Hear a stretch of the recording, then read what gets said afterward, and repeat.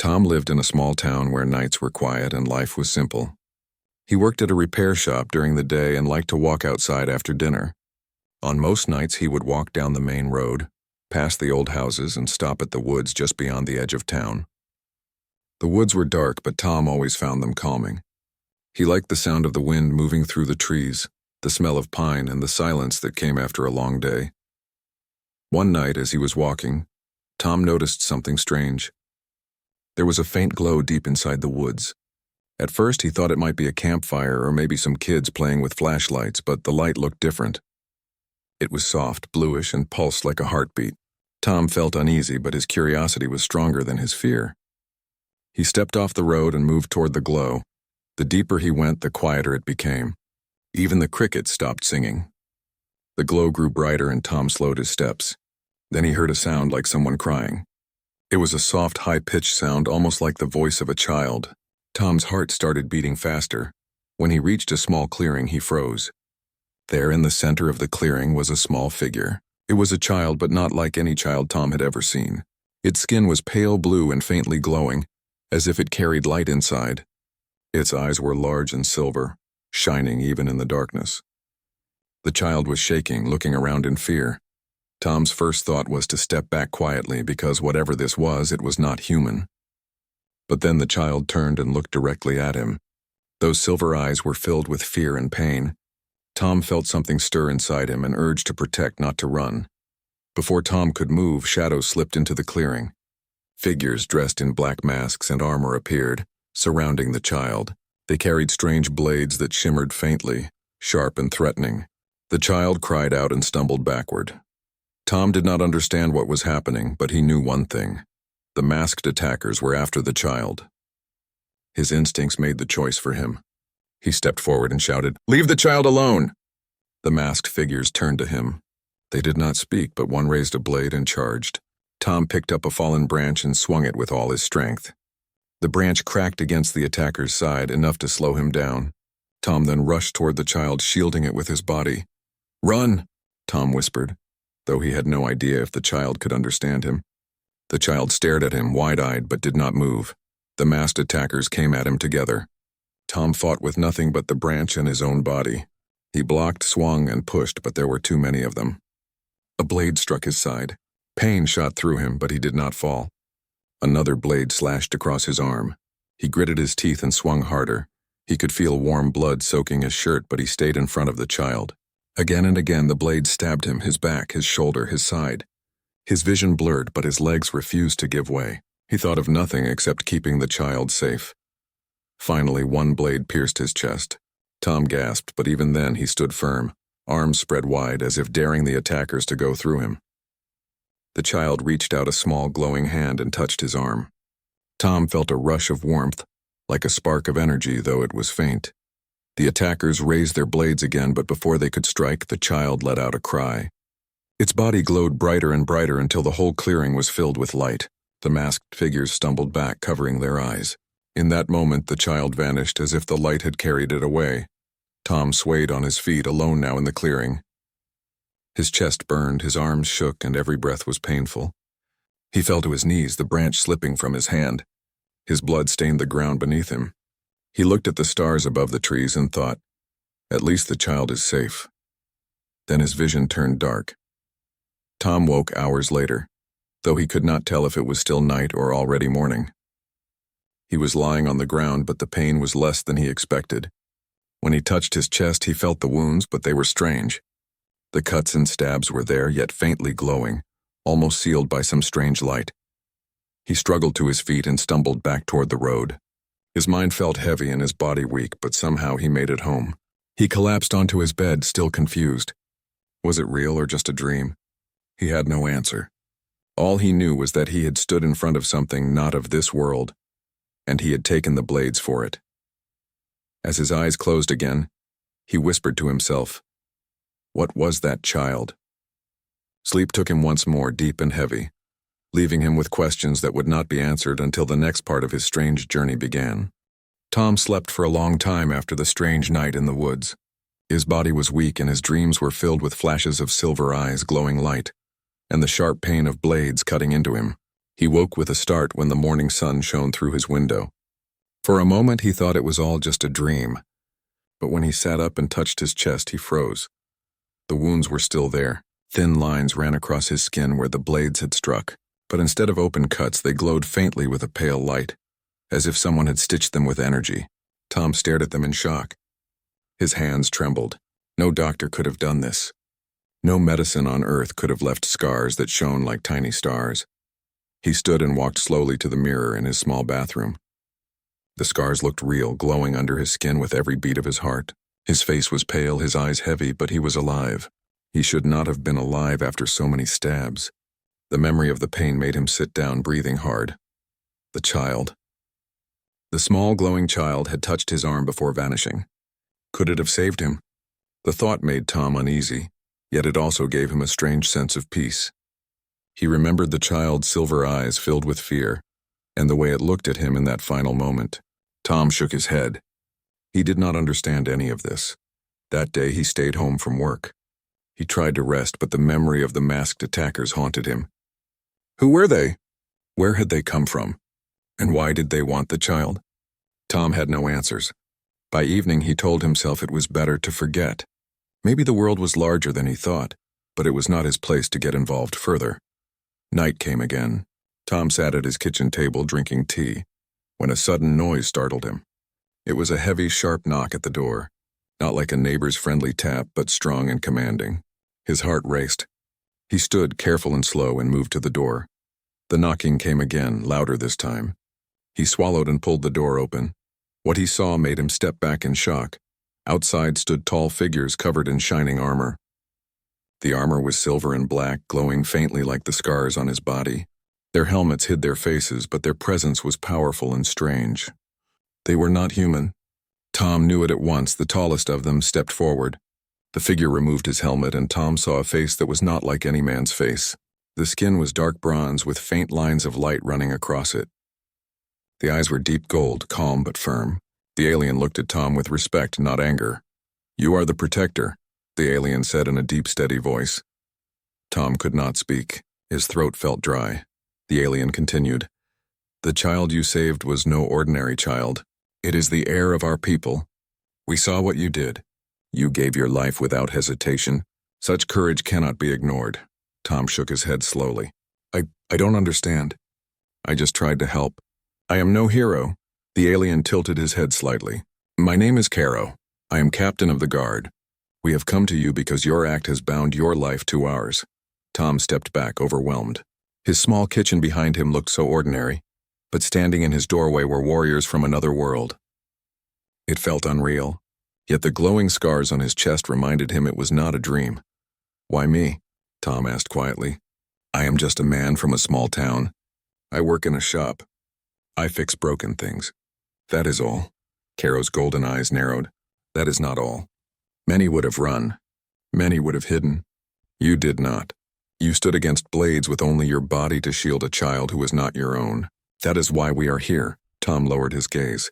He remembered the fear, the pain, the blood. He had been afraid, but he could not let the child be harmed.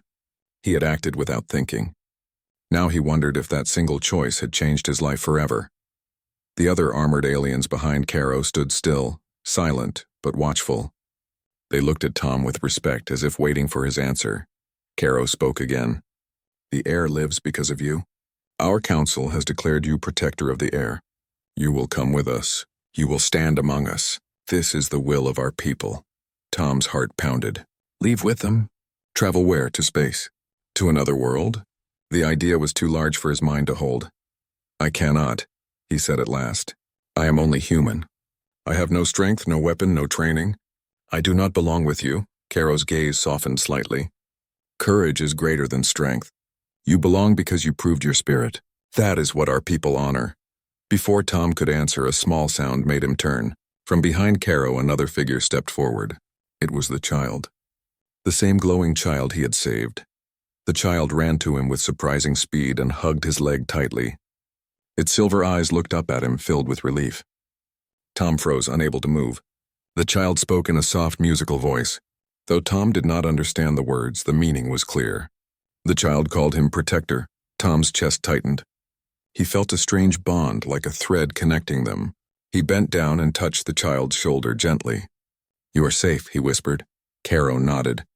"The air has chosen you. There is no turning back. Your life is no longer only your own." Tom looked at the armored soldiers, at Caro's steady golden eyes, then back at the glowing child. A storm of thoughts swirled in his head. Fear, doubt, confusion, but also something else. A sense of purpose he had never felt before. He stood slowly and drew a long breath. "If what you say is true, then I will go. But I do not know what I can give. I am only one man." Caro placed a hand, heavy and strong, on Tom's shoulder. "One man can change more than armies when his heart is true. Come, protector. It is time you saw the truth of our world." Tom glanced once more at his small home. The kitchen light glowed warmly inside. His bed, his table, his simple life, all of it seemed to belong to another time now. He felt a strange sadness at leaving, yet also a fire inside him that pushed him forward. The child held his hand tightly. The soldiers stepped aside, forming a path. Together they walked into the night toward a glowing craft hidden beyond the trees. Tom's life as a simple man was over. His journey as protector of the air had only just begun. Tom had never thought his life would change so quickly. One moment he was an ordinary man in a small town, and the next he was walking with armored alien soldiers into a glowing craft hidden in the woods. The child held his hand tightly, as if afraid he would disappear. The soldiers moved in silence, their armor shining faintly in the moonlight. The ship looked like nothing Tom had ever seen. It was not built like an airplane, nor like any vehicle from Earth.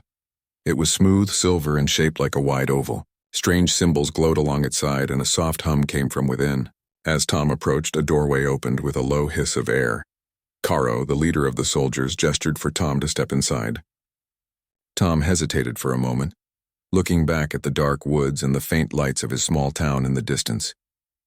It felt like saying goodbye to everything he had ever known. Then he looked down at the child's silver eyes, full of trust, and he stepped forward. Inside, the ship was filled with soft blue light. The walls seemed alive, pulsing gently as if they were breathing. Strange panels glowed with shifting symbols that Tom could not read. The air was clean and cool, carrying a faint metallic scent. The soldiers moved with ease, but Tom felt clumsy and out of place. The child guided him to a seat shaped like a smooth shell.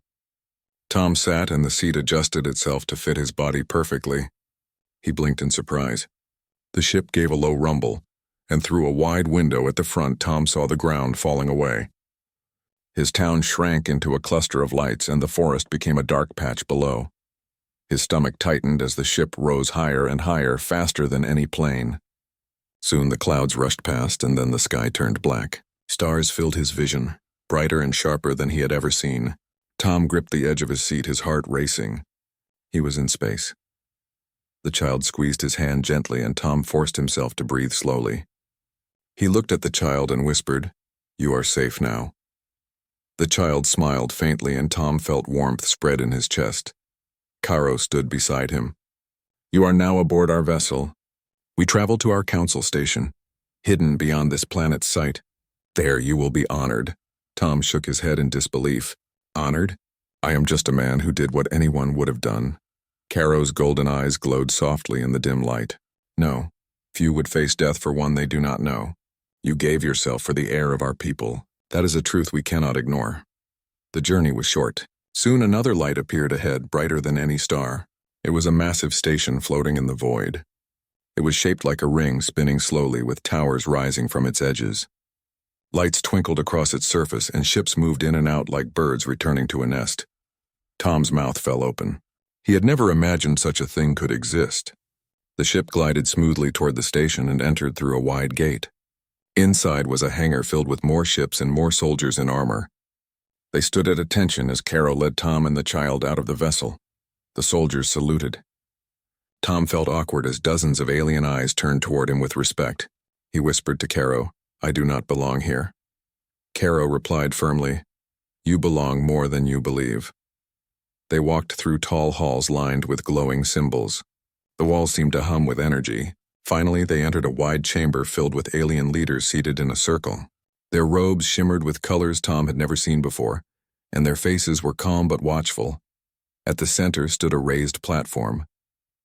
Caro guided Tom and the child onto it. The child stepped forward, raising its small glowing hands. The leaders bowed their heads. One of them, taller than the rest, spoke in a voice that echoed through the chamber. "The heir has returned, saved by the courage of one not of our kind.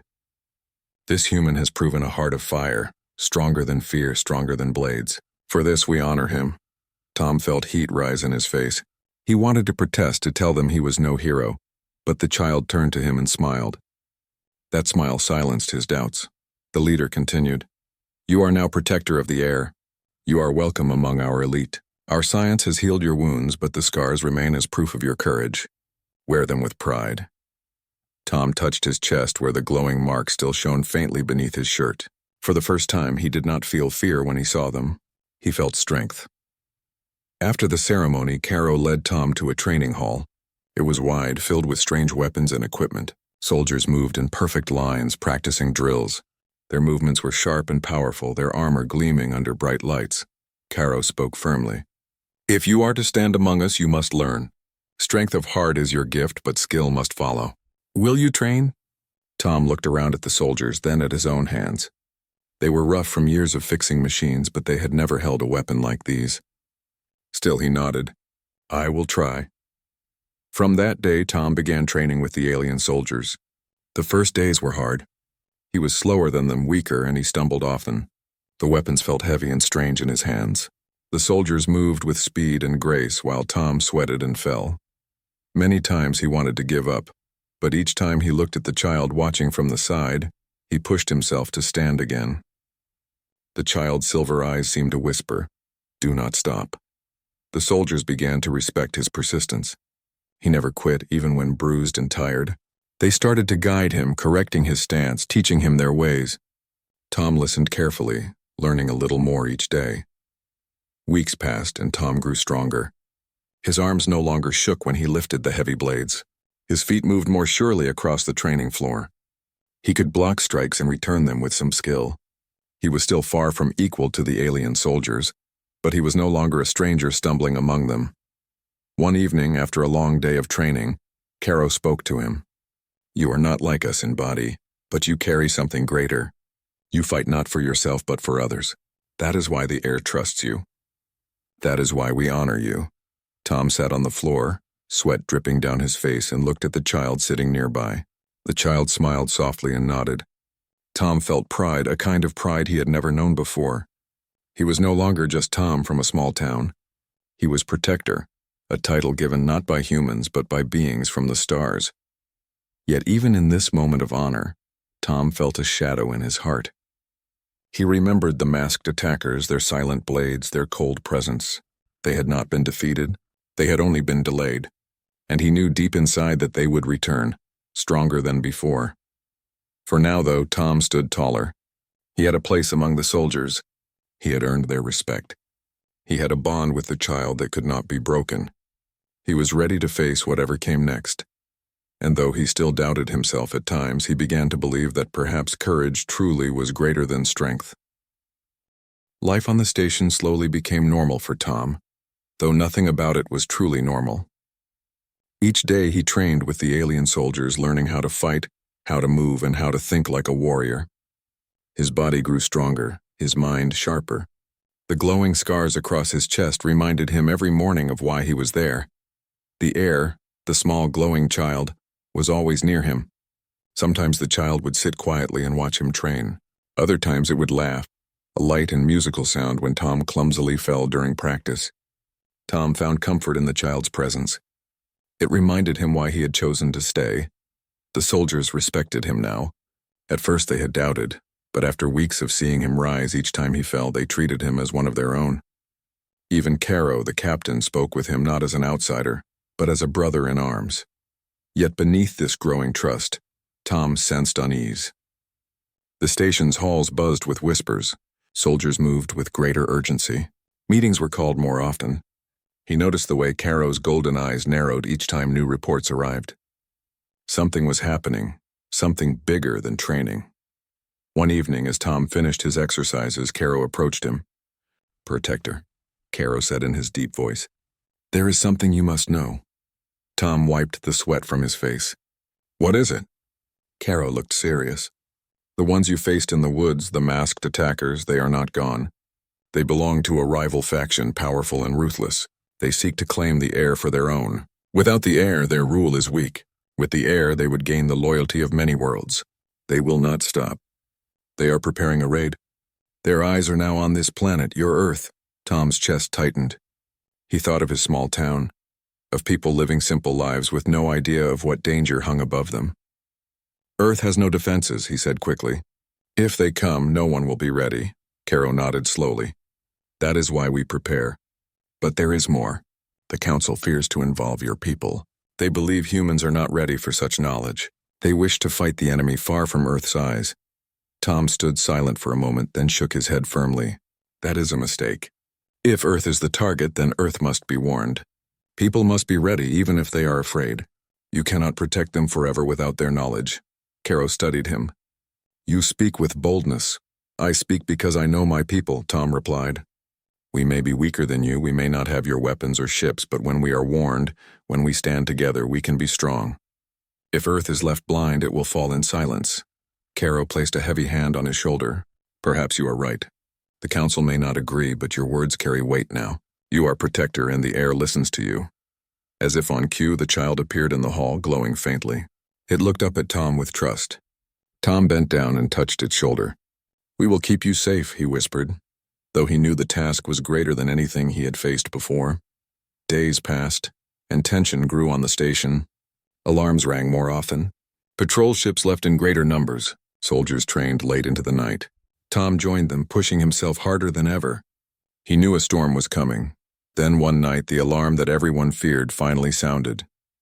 A deep red light filled the halls, and a voice echoed through the station in a language Tom was only beginning to understand. But the meaning was clear. The enemy was near. Caro rushed into the training hall, his armor already on. Protector, it begins. The rival fleet approaches. Their course leads straight to Earth's orbit. Tom's heart pounded. Then we fight them here before they reach the ground. Caro nodded. Yes, we will meet them in the skies above your world. The air ran to Tom, clutching his hand. Its silver eyes were wide with fear. Tom knelt and looked at the child firmly. Stay close to the Council. Do not be afraid. We will stop them. The child nodded, though its small hand shook. Tom followed Caro and the soldiers to the hangar. The sight stole his breath. Rows of ships stood ready, their engines glowing with power.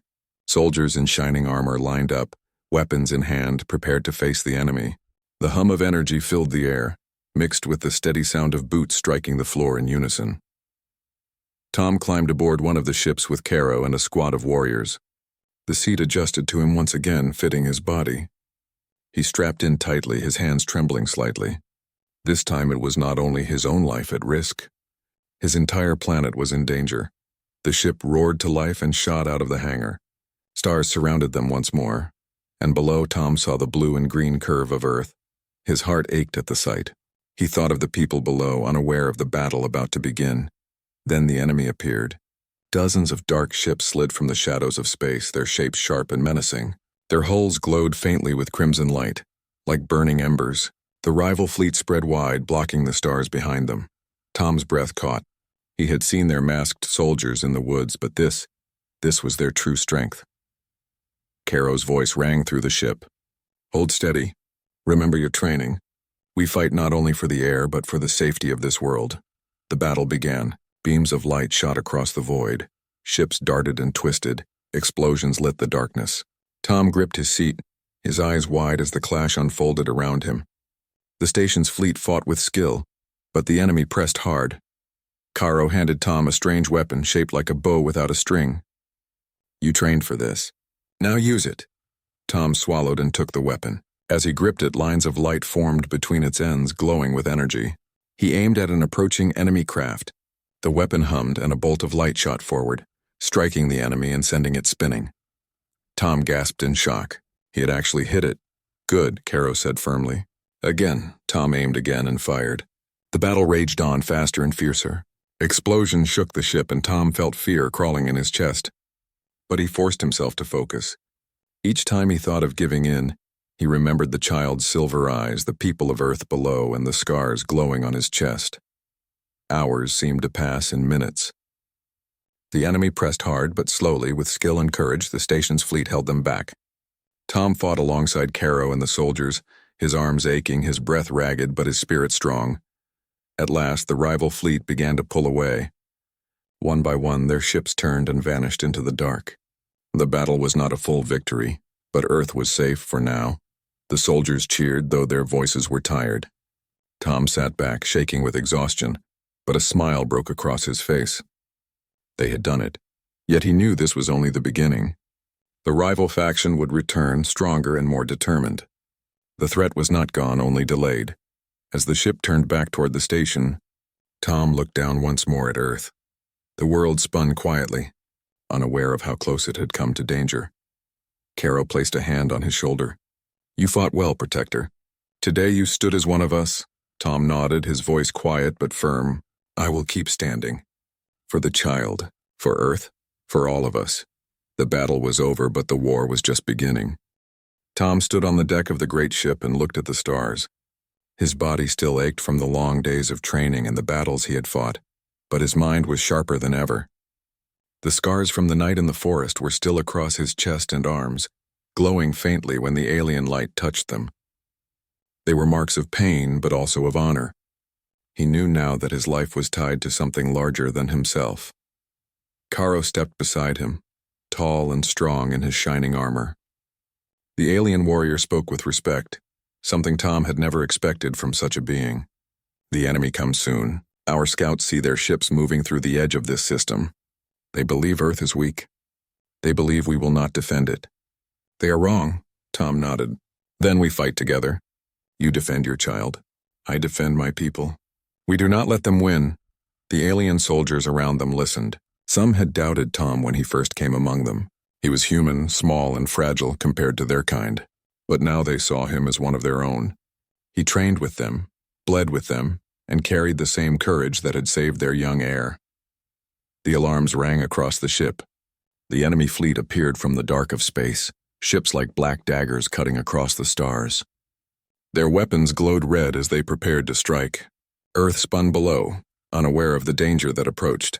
Families walked in parks, children laughed in schools, workers drove on roads, not knowing that above them a silent war was about to begin. Caro raised his sword in salute. "For the air, for our honor, for this protector of Earth." His eyes turned to Tom.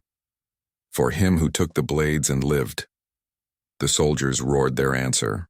The sound shook the halls of the ship. Tom stood at the front line.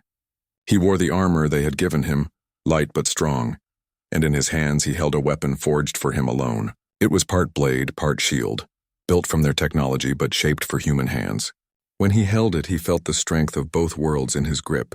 The first enemy ships fired. Beams of red light cut across the void, striking against the shields of Caro's fleet. The ship shook but held firm. The battle had begun. Fighters launched into space, weaving between beams of fire. Alien soldiers moved with perfect unity, but Tom saw places where they hesitated. He shouted commands, pointing where to strike, using his human eyes to spot openings. His ideas were simple, but sometimes simple was what worked best. Caro followed his words, sending his warriors to strike at weak points in the enemy formation. To their surprise, the human strategy worked. Enemy ships broke apart under the sudden counterattack, but the enemy was many. Their ships kept coming, wave after wave. The sky above Earth turned into a storm of fire. Inside the ship, the young alien child ran to Tom. The child's eyes were wide with fear. "Protector, they come for me. They will not stop." Tom knelt and placed his hand on the child's shoulder. "Then we make sure they never reach you. Stay strong. Watch us fight. You will grow and remember this day." The child nodded, tears shining but courage slowly building. The enemy breached the first shield line. Their small craft swarmed toward the ship like insects. Soldiers rushed to defend the halls. Tom ran with them, his weapon ready. He fought side by side with aliens who were taller, stronger, and faster. Yet in that moment they moved as equals. Blades clashed in narrow passages. Tom blocked a strike, then pushed forward and struck his enemy down. His armor rang with blows, but he held his ground. Every step he took was for Earth. Every swing of his blade was for the child who had called him protector. The battle raged for hours. The ship shook, lights flickered, and alarms screamed. Tom's muscles burned, but he did not stop. He remembered the night in the forest, the cold ground, and the knives that had cut into him. He remembered thinking he would die. He remembered choosing to stand anyway. That memory gave him strength now. At last, the enemy leader appeared on the battlefield. A tall figure clad in dark armor, eyes burning like coals. He pushed through his own soldiers and faced Tom. His voice was cold. "You are the human who dares stand in our way. You took blades meant for us. You will fall now." Tom lifted his weapon. "I fell once. I rose again. You will not break me." The leader struck with speed and fury. Sparks flew as weapons clashed. Tom felt the weight of every blow, yet he refused to step back. Around them, the battle slowed as soldiers watched their duel. It was not just a fight between two men. It was a fight between two worlds, two choices, two fates. The enemy pressed hard, but Tom's will was iron. He blocked, dodged, and struck when the opening came. His blade cut across the leader's armor. The dark figure stumbled. With a roar, Tom drove forward. He struck again and again until the enemy leader fell to his knees. Tom held his blade to the dark warrior's chest. "This ends here." The enemy ship saw their leader fall. Panic spread through their ranks. Their lines broke. Caro's soldiers surged forward, pressing the attack. One by one, the enemy ships turned and fled into the dark. Silence followed. The stars burned quietly once more. Tom stood over the fallen leader, chest heaving, sweat pouring down his face. He had survived again. Around him, alien soldiers cheered. They lifted their weapons in salute. The child ran forward and hugged him tightly. "Protector, you saved us. You saved them all." Caro placed a hand on Tom's shoulder. "You are no longer only human. You are a bridge between us. Today you defended two worlds. Your name will live in both." The council agreed. They gave Tom a title that no human had ever held before. He became the guardian of the air, the defender of Earth, and the first friend of their people. When the battle was over, the ship returned to Earth's sky. They could not reveal themselves to the people below, but they gave Tom the choice. He could stay with them among the stars, or he could return home to walk among his people again. Tom thought of the forest, of his small town, of the quiet roads, and the simple life he had lived. He thought of the stars, of the soldiers who now saw him as brother, of the child who trusted him more than anyone else. At last, he chose both. He would live on Earth, but he would remain their bridge. When they needed him, he would rise. When Earth faced danger, he would fight again. The aliens honored his choice. They placed a mark upon his arm, a glowing symbol that would call them when he called. Tom walked back into his town one morning, wearing simple clothes again. People greeted him, never knowing what he had done, never knowing that above their heads an entire war had been fought. But he knew. He knew he was not just Tom anymore. He was the man who took 8 stabs for an alien child. He was the man who faced armies in the sky. He was the protector who turned strangers into allies and enemies into retreat. And though he returned to his ordinary home, he carried within him the legacy of both Earth and the stars, the story of Tom, the human who rose when all odds said he would fall, would live forever,